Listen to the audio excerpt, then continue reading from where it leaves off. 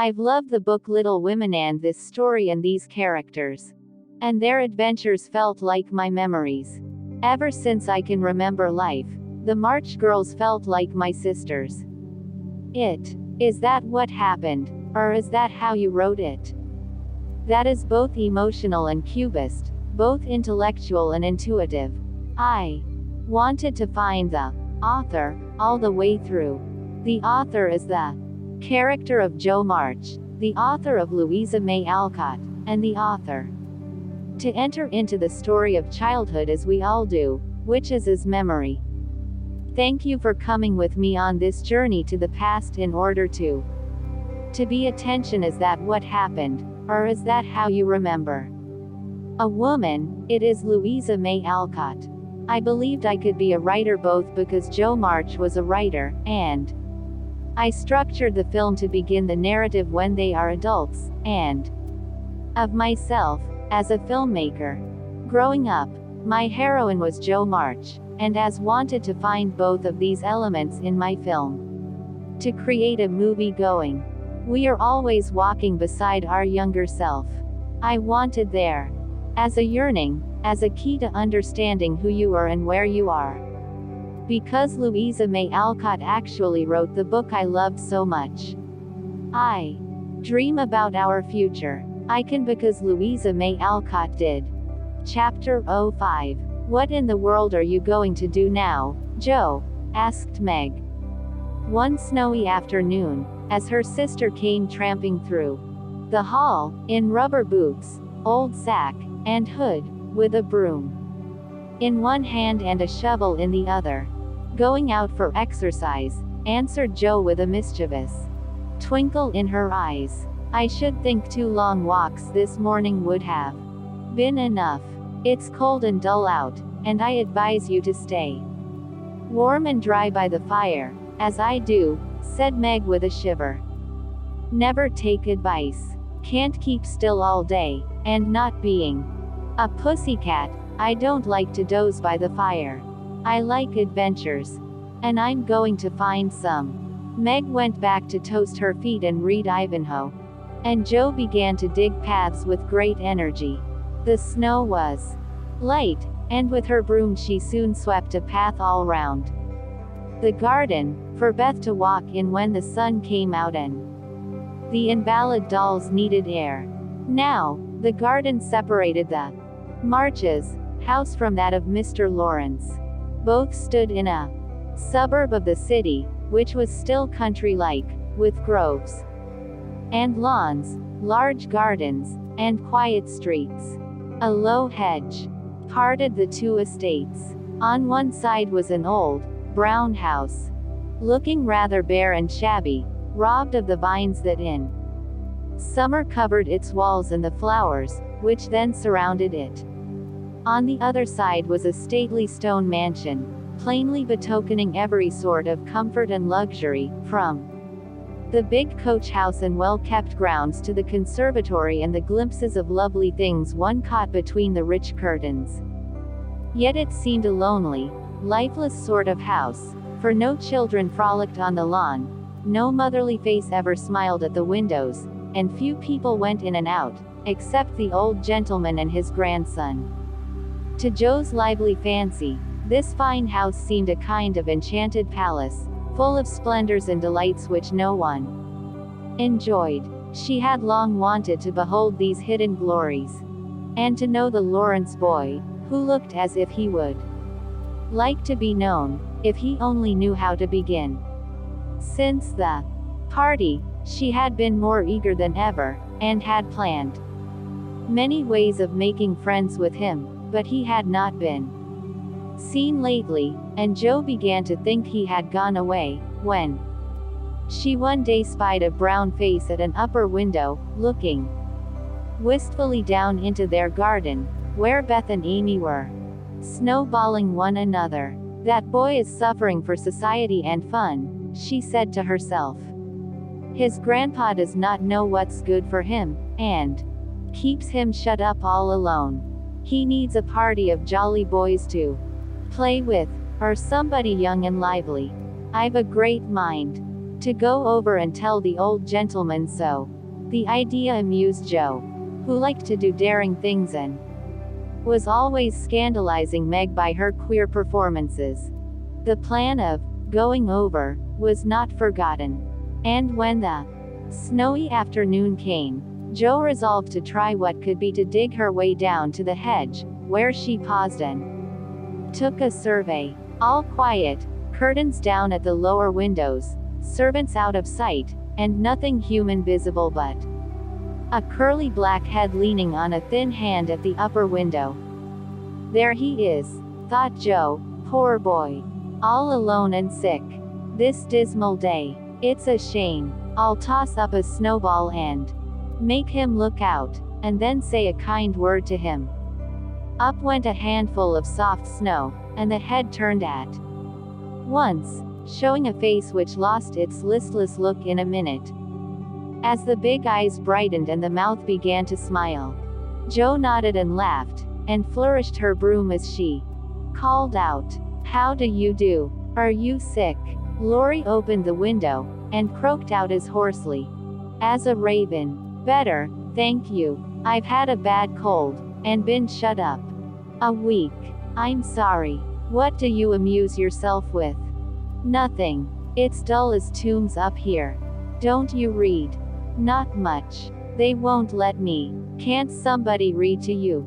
"Grandpa does sometimes, but my books don't interest him, and I hate to ask Brooke all the time."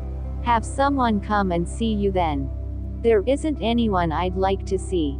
Boys make such a row. And my head is weak." "Isn't there some nice girl who'd read and amuse you?" "Girls are quiet and like to play nurse." "Don't know any." "You know us," began Joe, then laughed and stopped. "So I do. Will you come, please?" cried Laurie. "I'm not quiet and nice, but I'll come, if Mother will let me. I'll go ask her. Shut the window, like a good boy, and wait till I come." With that, Joe shouldered her broom and marched into the house, wondering what they would all say to her. Laurie was in a flutter of excitement at the idea of having company, and flew about to get ready, for as Mrs. March said, he was a little gentleman, and did honor to the coming guest by brushing his curly pate, putting on a fresh color, and trying tidy up the room, which in spite of half a dozen servants, was anything but neat. Presently there came a loud ring, then a decided voice, asking for Mr. Laurie, and a surprised-looking servant came running up to announce a young lady. "All right, show her up. It's Miss Joe," said Laurie, going to the door of his little parlor to meet Joe, who appeared, looking rosy and quite at her ease, with a covered dish in one hand and Beth's 3 kittens in the other. "Here I am, bag and baggage," she said briskly. "Mother sent her love, and was glad if I could do anything for you. Meg wanted me to bring some of her blancmange. She makes it very nicely, and Beth thought her cats would be comforting. I knew you'd laugh at them, but I couldn't refuse." She was so anxious to do something. It so happened that Beth's funny loan was just the thing. For in laughing over the kits, Laurie forgot his bashfulness, and grew sociable at once. "That looks too pretty to eat," he said, smiling with plea. "Sure," as Joe uncovered the dish, and showed the blancmange, surrounded by a garland of green leaves, and the scarlet flowers of Amy's pet geranium. "It isn't anything, only they all felt kindly and wanted to show it. Tell the girl to put it away for your tea. It's so simple. You can eat it, and being soft, it will slip down without hurting your sore throat. What a cozy room this is. It might be it was kept nice, but the maids are lazy, and I don't know how to make them mind. It worries me. Though, I'll write it up in 2 minutes, for it only needs to have the hearth brushed, so, and the things made straight on the mantelpiece, so, and the books put here, and the bottles There, and your sofa turned from the light, and the pillows plumped up a bit. Now then, you're fixed. And so he was. For, as she laughed and talked, Joe had whisked things into place and given quite a different air to the room. Lori watched her in respectful silence, and when she beckoned him to his sofa, he sat down with a sigh of satisfaction, saying gratefully, "How kind you are. Yes, that's what it wanted.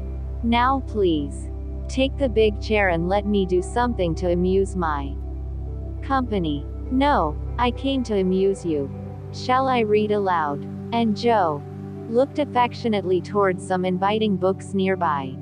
"Thank you. I've read all those, and if you don't mind, I'd rather talk," answered Lori. "Not a bit. I'll talk all day if you'll only set me going. Beth says I never know when to stop."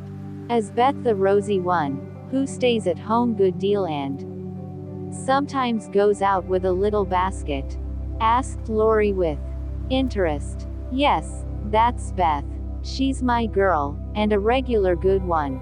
"She is, too. The pretty one is Meg, and the curly-haired one is Amy, I believe." Lori colored up, but answered frankly, "Why, you see, I often hear you calling to one another, and when I'm alone up here, I can't help looking over at your house. You always seem to be having such good times. I beg your pardon for being so rude, but sometimes you forget to put down the curtain at the window where the flowers are. And when the lamps are lighted, it's like looking at a picture to see the fire. And you all around the table with your mother. Her face is right opposite, and it looks so sweet behind the flowers, I can't help watching it. I haven't got any mother, you know." And Lori poked the fire to hide a little twitching of the lips that he could not control.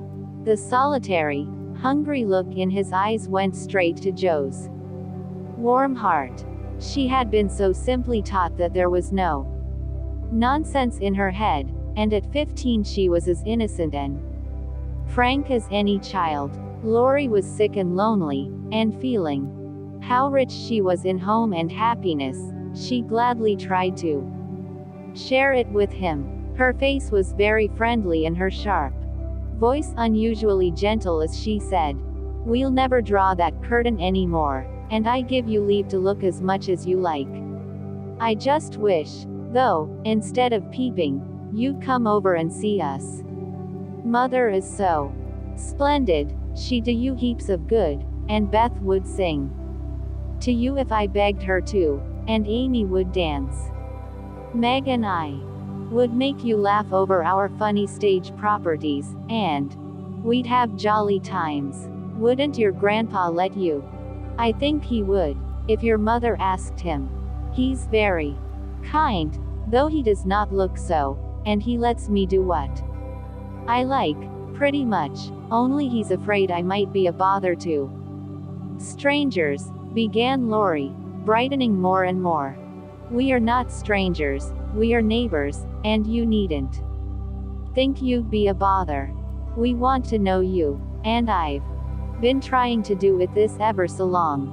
We haven't been here a great while, you know, but we have got acquainted with all our neighbors but you. You see, Grandpa lives among his books, and doesn't mind much what happens outside.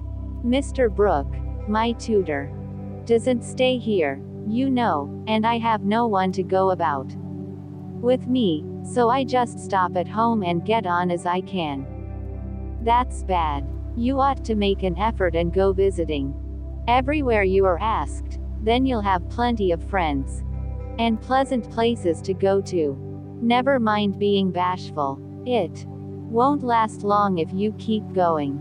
Lori turned red again, but wasn't offended at being accused of bashfulness, for there was so much goodwill in Joe. It was impossible not to take her blunt speeches as kindly as they were meant. "Do you like your school?" asked the boy, changing the subject, After a little pause, during which he stared at the fire and Joe looked about her, well pleased. Don't go to school, I'm a businessman, girl, I mean. I go to wait on my great aunt, and a dear, cross old soul she is, too, answered Joe. Laurie opened his mouth to ask another question, but, remembering just in time that it wasn't manners to make too many inquiries into people's affairs, he shut it again, and looked uncomfortable. Joe liked his good breeding, and didn't mind having a laugh at Aunt March, so she gave him a lively description of the fidgety old lady, her fat poodle, the parrot that talked Spanish, and the library where she reveled.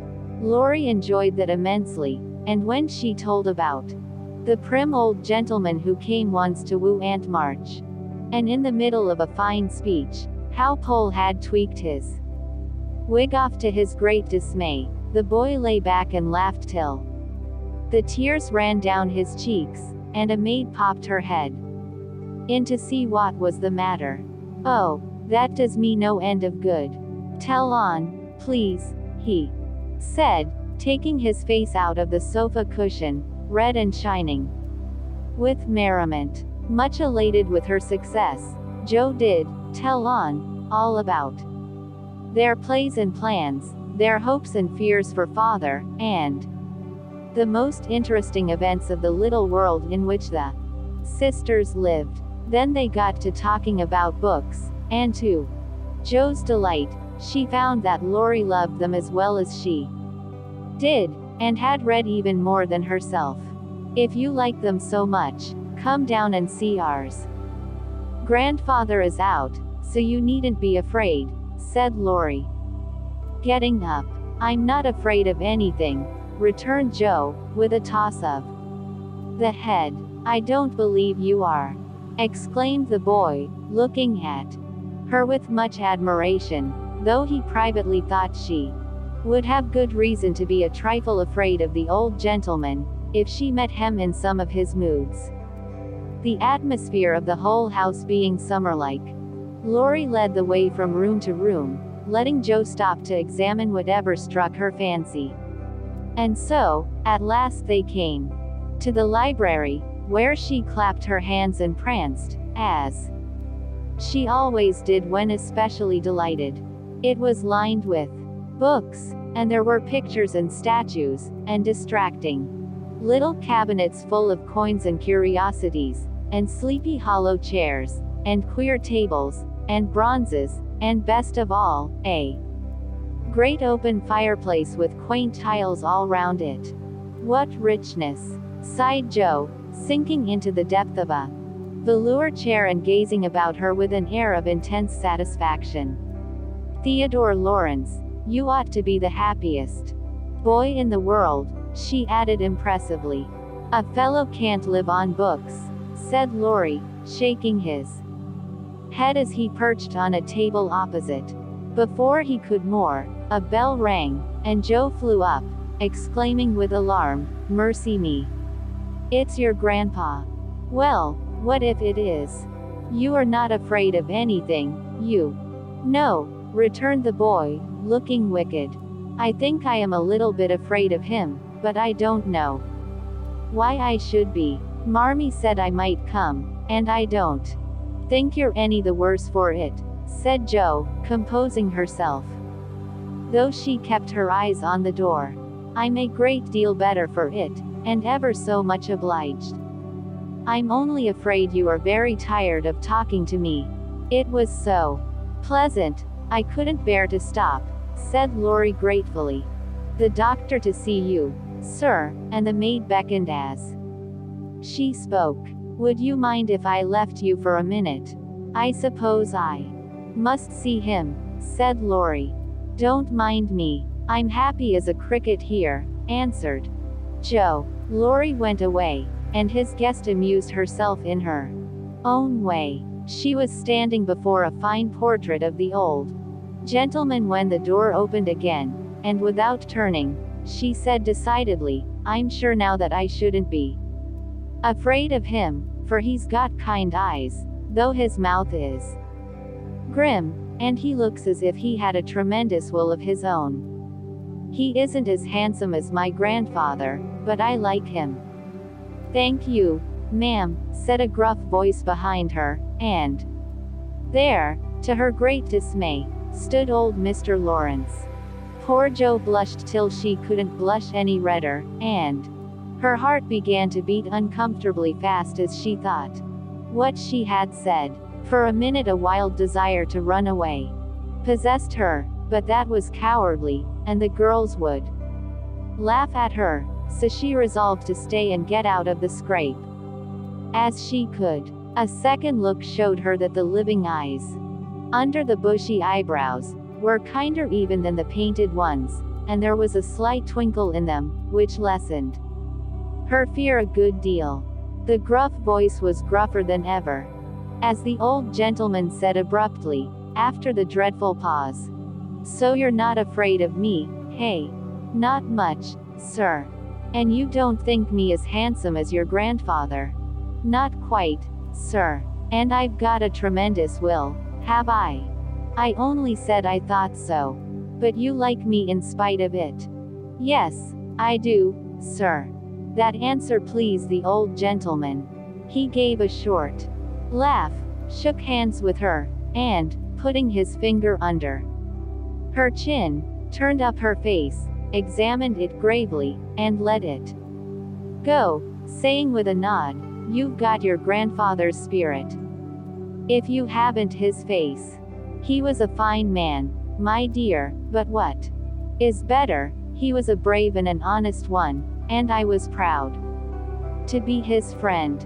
Thank you, sir," and Jo was quite comfortable after that, for it suited her exactly.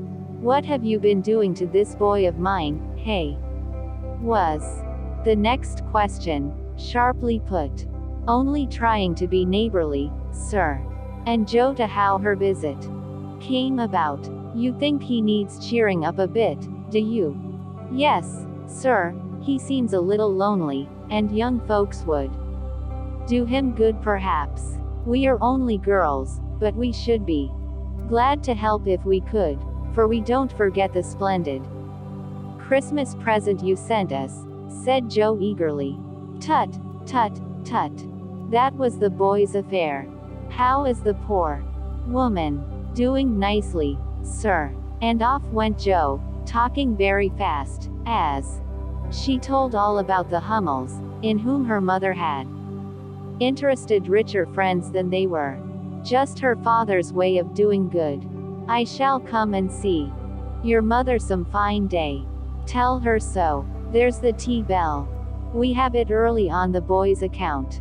Come down and go on being neighborly. If you'd like to have me, sir. Shouldn't ask you, if I didn't." And Mr. Lawrence offered her his arm with old-fashioned courtesy. What would Meg say to this? Thought Jo, as she was marched away, while her eyes danced with fun as she imagined herself telling the story at home. "Hey, why, what the dickens has come to the fellow?" said the old gentleman, as Laurie came running downstairs and brought up with a start of surprise at the astounding sight of Jo arm in arm with his redoubtable grandfather. "I didn't know you'd come, sir," he began, as Jo gave him a triumphant little glance. "That's evident, by the way you rack it downstairs. Come to your tea, sir, and behave like a gentleman." And having pulled the boy's hair by way of a caress, Mr. Lawrence walked on, while Laurie went through a series of comic evolutions behind their backs, which nearly produced an explosion of laughter from Jo. The old gentleman did not say much as he drank his 4 cups of tea, but he watched the young people, who soon chatted away like old friends, and the change in his grandson did not escape him. There was color, light, and life in the boy's face now, vivacity in his manner, and genuine merriment in his laugh. "She's right, the lad is lonely. I'll see what these little girls can do for him." thought Mr. Lawrence, as he looked and listened. He liked Jo, for her odd, blunt ways suited him, and she seemed to understand the boy almost as well as if she had been one herself. If the Lawrences had been what Jo called prim and pokey, she would not have got on at all, for such people always made her shy and awkward. But finding them free and easy, she was so herself, and made a good impression. When they rose, she proposed to go, but Laurie said he had something more to show her, and took her away to the conservatory, which had been lighted for her benefit. It seemed quite fairy-like to Jo, as she went up and down the walks, enjoying the blooming walls on either side, the soft light, the damp, sweet air, and the wonderful vines and trees that hung about her, while her new friend cut the finest flowers till his hands were full. Then he tied them up, saying, with a happy look Jo liked to see, "Please give these to your mother, and tell her I like the medicine she sent me very much." They found Mr. Lawrence standing before the fire in the great drawing room. By Jo's attention was entirely absorbed by a grand piano, which stood open. "Do you play?" she asked, turning to Laurie with a respectful expression. "Sometimes," he answered modestly. "Please do now. I want to hear it, so I can tell Beth." "Won't you first?" "Don't know how. Too stupid to learn, but I love music dearly." So Laurie played and Jo listened, with her nose luxury owsely buried in heliotrope and tea roses. Her respect and regard for the Lawrence boy increased very much, for he played remarkably well and didn't put on any airs. She wished Beth could hear him, but she did not say so, only praised him till he was quite abashed, and his grandfather came to his rescue. "That will do, young lady. Too many sugar plums are not good for him. His music isn't bad, but I hope he will do as well in more important things." "Going? Well, I'm much obliged to you, and I hope you'll come again. My respects to your mother. Good night, Dr. Jo." He shook hands kindly, but looked as if something did not please him. When they got into the hall, Jo asked Laurie if she had said something amiss. He shook his head. "No, it was me. He doesn't like to hear me play." "Why not? I'll tell you someday. John is going home with you, as I can't." "No need of that. I am not a young lady, and it's only a step. Take care of yourself, won't you?" "Yes, but you will come again, I hope. If you promise to come and see us after you are well." "I will. Good night, Laurie." "Good night, Jo. Good night." When all the afternoon's adventures had been told, the family felt inclined to go visiting in a body, for each found something very attractive in the big house on the other side of the hedge. Mrs. March wanted to talk of her father with the old man who had not forgotten him. Meg longed to walk in the conservatory. Beth sighed for the grand piano, and Amy was eager to see the fine pictures and statues. "Mother, why didn't Mr. Lawrence like to have Laurie play?" asked Jo, who was of an inquiring disposition. "I am not sure, but I think it was because his son, Laurie's father, married an Italian lady, a musician, which displeased the old man, who was very proud. The lady was good and lovely and accomplished, but he did not like her, and never saw his son after he married. They both died when Laurie was a little child, and then his grandfather took him home. I fancy the boy, who was born in Italy, is not very strong, and the old man is afraid of losing him, which makes him so careful. Laurie comes naturally by his love of music, for he is like his mother, and I dare say his grandfather fears that he may want to be a musician. At any rate, his skill reminds him of the woman he did not like, and so he glowered, as Joe said. "Dear me, how romantic!" exclaimed Meg. "How silly," said Joe. "Let him be a musician if he wants to, and not plague his life out sending him to college, when he hates to go. That's why he has such handsome black eyes and pretty manners, I suppose." "Italians are always nice," said Meg, who was a little sentimental. "What do you know about his eyes and his manners? You never spoke to him." "Hardly," cried Joe, who was not sentimental. "I saw him at the party, and what you tell shows that he knows how to behave. That was a nice little speech about the medicine mother sent him. He meant the blanc mange, I suppose." "How stupid you are, child. He meant you, of course." "Did he?" And Joe opened her eyes as if it had never occurred to her before. "I never saw such a girl. You don't know a compliment when you get it," said Meg, with the air of a young lady who knew all about the matter. "I think they are great nonsense, and I'll thank you not to be silly and spoil my fun. Laurie's a nice boy and I like him.